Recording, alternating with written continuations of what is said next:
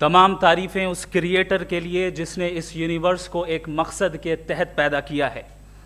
Respected जनाब जावेद अख्तर साहब, mister Saurabh Dwivedi और respected audience, thank you all for being here today.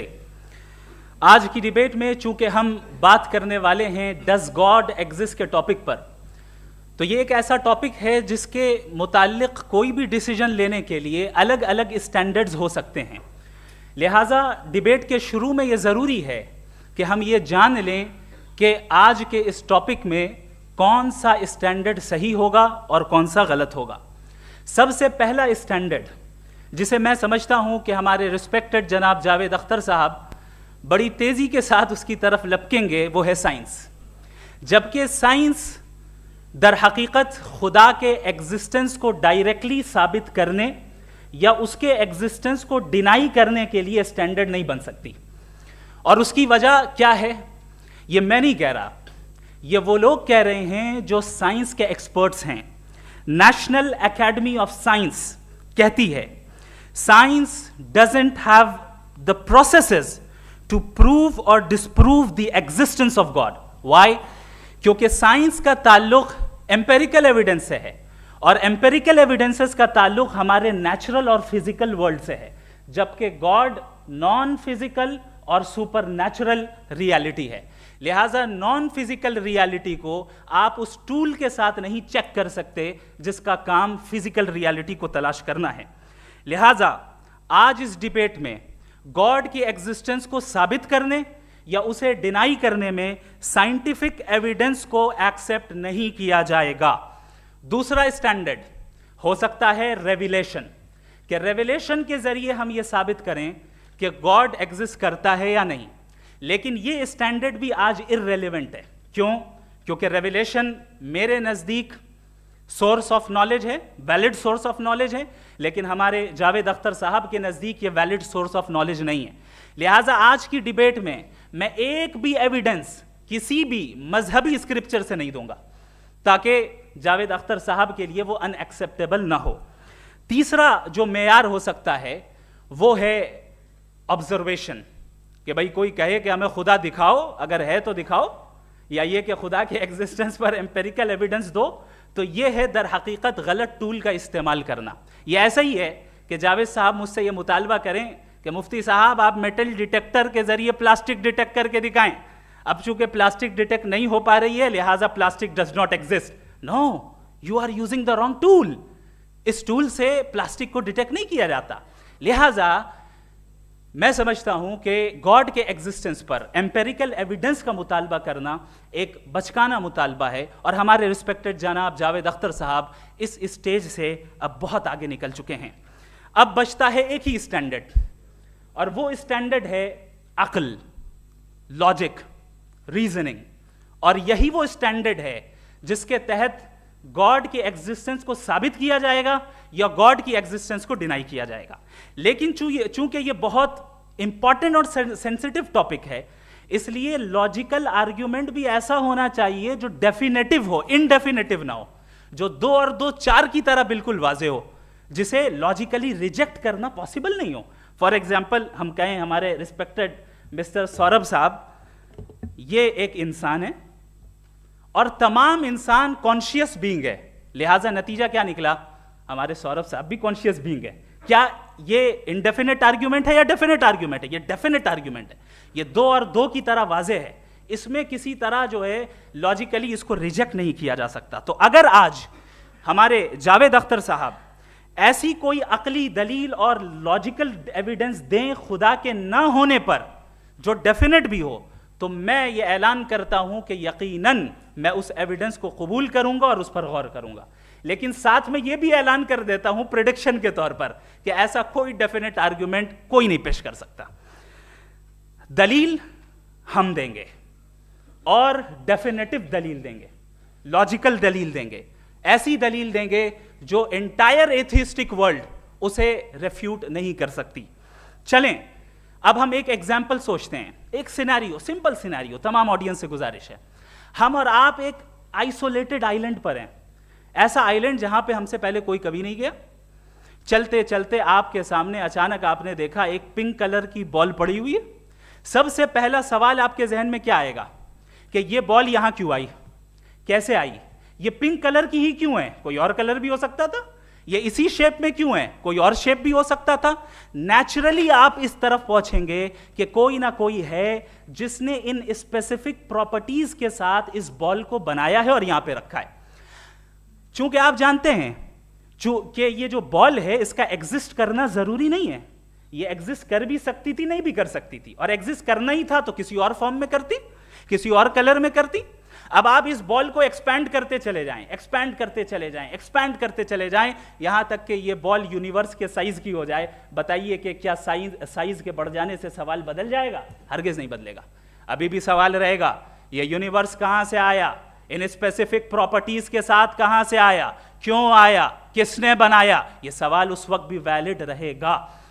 लेकिन ये सवाल अगर हम जनाब जावेद अख्तर साहब से करें तो चूंकि इनका वर्ल्ड व्यू एथिस्टिक है, और सिर्फ इनका नहीं, मतलब जितने भी एथिस्ट हैं और एथिस्टिक वर्ल्ड व्यू को रखने वाले से अगर आप ये सवाल करें कि ये यूनिवर्स कहां से आया, तो इनका जवाब या तो आर्ग्यूमेंट फ्रॉम इग्नोरेंस होगा या डॉगमेटिक होगा।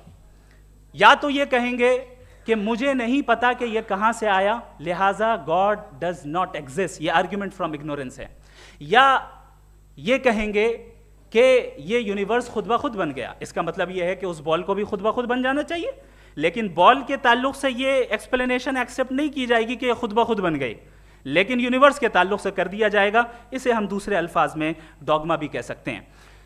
दूसरी चीज, हमारे जावेद अख्तर साहब जरूर गॉड ऑफ गैप्स की मिसाल भी जरूर देंगे, और मिसाल देंगे कि पहले ज़माने में बिजलियां कड़कती थी तो लोगों ने किसी एक खुदा की तरफ, और बारिश होती थी तो दूसरे खुदा की तरफ मंसूब कर दिया, उनके पास दलील नहीं थी। यह हमारा वर्ल्ड व्यू है ही नहीं, यह हमारा वर्ल्ड व्यू है ही नहीं, क्योंकि नेचुरल फिनोमेना के प्रोसेस की इंटरप्रिटेशन को जान लेने से यह कहां से साबित हो गया कि गॉड एग्जिस्ट नहीं करता है। इस पर मैं इंशाअल्लाह अभी आगे बात करूंगा। आप हजरात ये भी देखेंगे, और मैं ये एक्सपेक्ट करता हूं कि हमारे रिस्पेक्टेड जनाब जावेद अख्तर साहब जरूर इमोशनल आर्ग्यूमेंट्स भी देंगे, जो कि एक लॉजिकल फेलेसी है जब बात आती है ट्रुथ को डिसाइड करने में। क्यों? मिसाल के तौर पर वो कहेंगे कि अगर गॉड है तो ईविल क्यों एग्जिस्ट करता है, जबकि मैं कहता हूं ईविल का एग्जिस्ट करना गॉड के एग्जिस्ट करने की दलील है, उसके खिलाफ नहीं है। चूंकि अगर गॉड है तो हम सब उसके सामने अकाउंटेबल हैं, और अगर हम अकाउंटेबल हैं तो अकाउंटेबिलिटी के लिए ईविल का मौजूद होना जरूरी है, उसके बगैर हम अकाउंटेबल नहीं हो सकते। और अगर हम अकाउंटेबल नहीं हैं तो हम जनाब जावेद अख्तर साहब से पूछेंगे कि आप बताएं कि फिर सफरिंग इस दुनिया में क्यों है? अगर खुदा नहीं है तो सफरिंग क्यों है? और उन लोगों के जज्बे का क्या जिनके अंदर सफरिंग के बाद इंतकाम लेने का जज्बा पाया जाता है और वो इस दुनिया से ऐसे ही चले गए, क्या उनकी सारी तकलीफें बेकार चली जाएंगी? अब आ जाएं उसी एग्जाम्पल की तरफ कि बॉल, मुझसे अगर कोई पूछे इस बॉल को किसने बनाया और या इस एक्सपेंडेड बॉल को किसने बनाया, मैं कहूंगा कि चूंकि ये यूनिवर्स और इस यूनिवर्स की तमाम चीजें कॉन्टिंजेंट हैं। कॉन्टिंजेंट होने का मतलब ये होता है कि जो अपने एग्जिस्टेंस पे किसी के ऊपर डिपेंड करती हो, तो जाहिर है ये यूनिवर्स कॉन्टिंजेंट है। और अगर कोई चीज कॉन्टिंजेंट नहीं है तो मैं रिक्वेस्ट करूंगा कि मुझे दिखा दें कि कौन सी चीज यूनिवर्स में कॉन्टिंजेंट नहीं है, हम भी जरा गौर कर लें और हम भी देख लें। और जब कॉन्टिंजेंट चीजें मौजूद हैं तो फिलोसोफर्स की इस्तिलाह के मुताबिक, हम उस टर्मिनोलॉजी के मुताबिक हम उस जगह तक पहुंचते हैं और उस हस्ती तक पहुंचते हैं जिसे नेसेसरी बीइंग कहा जाता है, कि ये वो नेसेसरी बीइंग है जिसका मौजूद ना होना नामुमकिन हो। क्योंकि अगर ये मौजूद ना हो तो सारी चीजें एग्जिस्टेंस में आएंगी ही नहीं, और ये सारी कॉन्टिंजेंट चीजें उसी के ऊपर डिपेंड करती हैं। अब अगर आप ये सवाल करते हैं कि फिर उस हस्ती को किसने बनाया, फिर उसका कॉज क्या है, फिर उसका कॉज क्या है, फिर उसका कॉज क्या है, और एंडलेसली चले जाएं, इसे हम कहते हैं इन्फिनिट रीग्रेस ऑफ कॉजेस, जो कि लॉजिकल फेलेसी है। कॉन्सेप्चुअली इन्फिनिटी पॉसिबल है। मिसाल के तौर पे न्यूमेरिकल्स 1 2 3 गिनते चले जाएं, इन्फिनिट नंबर्स हैं। मैं कॉन्सेप्चुअली बात नहीं कर रहा, प्रैक्टिकली रियलिटी में साबित करके दिखाएं कि infinite regress of causes possible है या नहीं। अगर पॉसिबल है तो हम मान लेंगे, मिसाल दे दें, और पॉसिबल नहीं है तो एक ही ऑप्शन बचता है जिसे हम कहते हैं नेसेसरी बीइंग। ऐसी नेसेसरी बीइंग जो इंडिपेंडेंट है, क्योंकि अगर वो डिपेंडेंट हुई तो वो नेसेसरी नहीं रहेगी। ऐसी इंडिपेंडेंट बीइंग जो इटर्नल है, अगर वो इटर्नल नहीं होगी, उसकी बिगिनिंग होगी तो वो खुद कॉन्टिंजेंट है। ऐसी बीइंग जो पावरफुल है, क्योंकि कॉन्टिंजेंट को एक्चुअलाइज करने के लिए पावर चाहिए। ऐसी बीइंग जो इंटेलिजेंट है और नॉलेजेबल है, क्योंकि ये यूनिवर्स स्पेसिफिक फॉर्म और स्पेसिफिक लॉज ऑफ नेचर के तहत प्रिसाइजली चल रहा है। Thank you. थैंक यू मुफ्ती साहब। मैं इन दलीलों के बाद जावेद अख्तर साहब से गुजारिश करूंगा, आप बैठ के बोलना चाहेंगे या वहाँ? जी।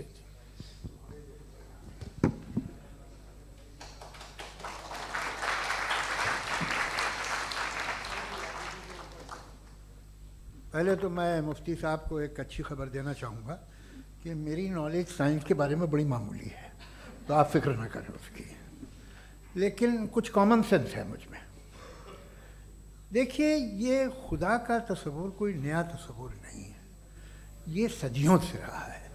ये कुछ रिलीजन 3000 साल पुराने होंगे, 4000 साल पुराने होंगे, लेकिन इंसान कोई 10,000 12,000 साल से एग्जिस्ट करता है होमोसेपियन की शक्ल में, और हमेशा कुछ ना कुछ मज़हब रहे। ये मज़हब जाहिलों के नहीं थे, ये मज़हब एक ऐसी ग्रीक सोसाइटी के थे जहाँ बड़े बड़े फिलोसफर्स पैदा हुए। ये मज़हब इजिप्शियंस के थे जिन्होंने पिरामिड्स बनाए थे। ये रोमन्स के थे कि जिनका आर्किटेक्चर और सेनेट यानी पहली बुनियाद डेमोक्रेसी की लिमिटेड थी, मगर डेमोक्रेसी थी, ये उन लोगों ने किए थे। तो इनका जो जुपिटर था, रा था, ज़्यूस था, उन्हें उस पर इतना ही एतमाद था जितना आज किसी मजहबी आदमी को अपने खुदा पे होगा। क्रिश्चियनिटी आने से पहले यूरोप में एक मज़हब था जर्मेनिक रिलीजन, उसका एक खुदा था, उसकी एक बीवी थी, उसके 2 बेटे थे, एक बेटी थी। फिर जर्मनी में जब यूरोप में क्रिश्चियनिटी आई तो वो खुदा, उसकी बीवी और पूरे ख़ानदान चला गया। तो हमने, अगर हम हिस्ट्री देखें तो खुदा जो हैं वो ज़्यादातर फ़नी हैं, वो हमेशा रहे नहीं, और वो जो लोग इन्हें मानते थे उनको आप कहें वो तो जाहिल थे, उन्हें तो कुछ पता ही नहीं था। ऐसा नहीं है, वो अपने वक्त में बड़े काबिल लोग थे और अपने वक्त में उन्होंने बड़े बड़े काम किए हैं, फिलोसफर्स थे, साइंटिस्ट थे, लेकिन उनका मज़हब कहाँ गया, उनके खुदा कहाँ गए? आज जो खुदा हैं दुनिया में लोग उन्हें मानते हैं। आपको क्या मालूम कि कितने बरसों के बाद क्या होने वाला है? हम यूरोप में देखते हैं तो चर्च खाली हैं। तो वक्त के साथ चीज़ें बदलती हैं। जहाँ तक इसका ताल्लुक़ है मज़हबों का, हर मज़हब आपसे एक चीज़ मांगता है, फेथ। ये फेथ क्या चीज़ होती है? What is the difference between faith and belief? ये तो बहुत ही अहमकाना बात होगी कि कोई आदमी कहे साहब अगर खुदा है तो मुझे दिखाइए। ये तो जाहिलाना बात हुई। मैंने तो नॉर्थ पोल नहीं देखा है, मगर मैं मानता हूँ कि नॉर्थ पोल है। मैं क्यों मानता हूँ? इसलिए कि अगर ये दुनिया राउंड है तो उसका कोई टॉप होगा। कुछ लोग हैं जो वहाँ गए भी हैं, कॉमन सेंस कहता है कि ऐसा होगा, सबूत है, गवाह है, रीज़न है। तो ये मेरा फेथ नहीं है। तो फेथ में और बिलीफ में डिफरेंस क्या है? जो मज़हब मांगता है आपसे, हर मज़हब फेथ मांगता है। फेथ का मतलब ये है कि ना कोई गवाह हो, ना कोई सबूत हो, ना कोई रैशनल हो, ना कोई लॉजिक हो, ना कोई प्रूफ हो, मगर तुम एक बात को मानो। ये है फेथ। वरना बिलीफ होता। अगर इसमें कुछ भी सबूत होते, गवाह होते, तो फिर इसे आप बिलीफ कहते हैं। जैसे मेरा बिलीफ है कि नॉर्थ पोल है, मेरा फेथ थोड़ी है। फेथ इन तमाम शर्तों को रद्द करता है। तो फिर स्टुपिडिटी क्या है? अगर मैं एक बात ऐसी मानूं जिसकी ना कोई लॉजिक है, ना कोई रैशनल है, ना कोई प्रूफ है, ना कोई गवाह है, ना कोई सबूत है, और मैं उसे मानूं, तो ये स्टुपिडिटी हुई। इसे ही भाई कल को मैं यकीन कर लूँ कि एलॉन मस्क जो है मेरा भाई है, तो मुझे इंतहाई खुशी होगी, सुकून भी बहुत मिलेगा मुझे। लेकिन और कहे भाई क्यों मानते हो, क्या सबूत है? भाई वो तो अमेरिकन है और तुम तो इंडियन हो, वो तो नस्ल अलग है, तुम्हें कभी मिले भी नहीं। साहब देखिए, मेरा फेथ है, इस पर बात न किया। फेथ का मतलब ही यह है कि आप प्रूव नहीं कर सकते। अगर आप प्रूव कर सकते हो तो फेथ की ज़रूरत ही नहीं, फिर तो आप बात करेंगे, आप कितनी बहस कर लीजिए। अल्टीमेटली दुनिया का हर मज़हब फेथ पे टिका है, और फेथ का मतलब है एक ऐसा यकीन जिसका कोई सबूत, कोई गवाह, कोई रैशनल नहीं। अब आप ये कहें, क्या आप ये क्यों कह रहे हैं कि साहब ये कायनात किसने बनाई? कमाल ये है कि आपने बताया कि एक आइलैंड पे गए और एक बॉल देखी। आपने ये नहीं कहा कि आइलैंड किसने बनाया, आपको सिर्फ बॉल पे हैरत हुई। हमने आइलैंड पे हमने हैरत नहीं की, होते हैं आइलैंड। इसी तरह ये आइलैंड है, सितारे, ये गैलेक्सीज, ये सब आइलैंड हैं, खला में। हम उन्हें टेकन फॉर ग्रांटेड लेते हैं, हम पूछते नहीं किसने बनाए। आपने जजीरे के बारे में भी नहीं पूछा है। मेरी पैदाइश कैसे हुई? क्या मैं प्लान पैदा हुआ था? I was plan to be born, या एक लकी स्पर्म था जो किसी एक से चिपक गया? मेरी पैदाइश रैंडम। और इंसाफ जिसे आप कहते हैं, इंसाफ का तो नेचर से कोई वास्ता ही नहीं है। जो आप कहते हैं कि एक दिन इंसाफ मिलेगा, इंसाफ is a human concept, nature में कोई इंसाफ नहीं। अगर शेर हिरन को खा जाता है तो उसे कोई सजा नहीं मिलती। अगर एक आंधी आती है और हरे भरे पेड़ों को उखाड़ के फेंक देती है तो आंधियों की जेल नहीं होती है। नेचर में इंसाफ नहीं, इसलिए मुझे नेचर को इंसाफ की ज़रूरत भी नहीं। नेचर तमाम एक है। अब हम कहें कि साहब ये देखिए जो मैंने खाना खाया था, ये मेरी आँख तो नहीं यूँ कर दिया उसे, तो इसे सज़ा मिलनी नहीं, वो सिस्टम है, ऐसे ही चल रहा है। नेचर बग़ैर इंसाफ के है। इंसाफ इज़ अ ह्यूमन कॉन्सेप्ट। तो जो आपसे कहता है कि मैं तुम्हें इंसाफ दूंगा, वो इंसानी जहन की पैदावार है। ये नेचुरल है ही नहीं, ये आसमानी है ही नहीं। नेचर का तसव्वुर, इंसाफ का तसव्वुर। भाई आप साथ मिलते हैं, अब आप लेफ्ट हैंड ड्राइव करते हैं, ये क्या है? तमाम सच, तमाम नेकी, तमाम शराफत लेफ्ट हैंड ड्राइव है। वरना क्या होगा, या तो आप क्रॉस कर देंगे, आपका एक्सीडेंट हो जाएगा, या आप किसी को मार देंगे, या ट्रैफिक जैम हो जाएगा। झूठ, बेईमानी, रिश्वतखोरी, ये तमाम जो है driving on the wrong side है। इसके ऊपर कुछ नहीं। ये तो हमने बनाया, जैसे हमने लेफ्ट हैंड ड्राइव बनाई है। ये कॉन्सेप्ट ऑफ इंसाफ जो है ये हमारा है, इसका नेचर से कोई वास्ता नहीं। शेर खा जाता है हिरन को, उसे जेल होती है क्या? कुछ भी नहीं, है ही नहीं। तो ये जो दुनिया के रिलीजन प्रॉमिस करते हैं आपसे इंसाफ, इसी से मालूम होता है कि ये मैन मेड है। ये तसव्वुर कहीं और का है ही नहीं। जो नेचर है, कुछ लोग कहते हैं नेचर ही खुदा है, तो नेचर में तो इंसाफ नहीं कहीं। और आप वादा कर रहे हैं कि तुम्हें मरने के बाद इंसाफ मिलेगा। मुझे अगर मिलेगा तो मैं बहुत खुश होऊंगा, लेकिन मैं यकीन नहीं कर पाता हूँ, इसलिए कि मैं फेथ नहीं पैदा कर सकता। The very fact that religions demand faith, इसका मतलब है कि उनके पास जस्टिफिकेशन नहीं है। अच्छा साहब, फिर रिलीजन अगर मॉडरेशन में है, कोई सा भी नहीं, वो आप में कुछ खूबियाँ भी पैदा करता होगा। देखिए उससे ये फ़ायदा है, वो फ़ायदा है। अल्कोहल जो है वो ज़्यादातर दवाओं में यूज़ होती है, और एक सर्वे किया गया था अमेरिका में कि लॉन्जिटिविटी किन लोगों की है।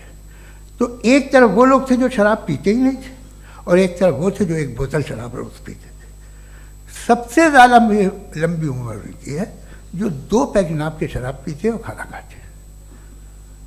मगर हम शराब को बुरा समझते हैं, मैं भी बुरा समझता हूँ। क्यों? ऐसा होता नहीं। कुछ चीज़ों में आदत होती है कि वो बढ़ती है। आज तक में एक आदमी दूध पीता है, आप 10 साल बाद भी मिलेंगे तो एक ही गिलास पीता होगा। ऐसा नहीं होता, सुबह से दूध पीता रहता है। मिल्कोहलिक मैंने नहीं देखे, अल्कोहलिक होते हैं। ये टेंडेंसी है मजहब की कि वो बढ़ता है, जैसे कैंसर बढ़ता है, जैसे शराब बढ़ती है।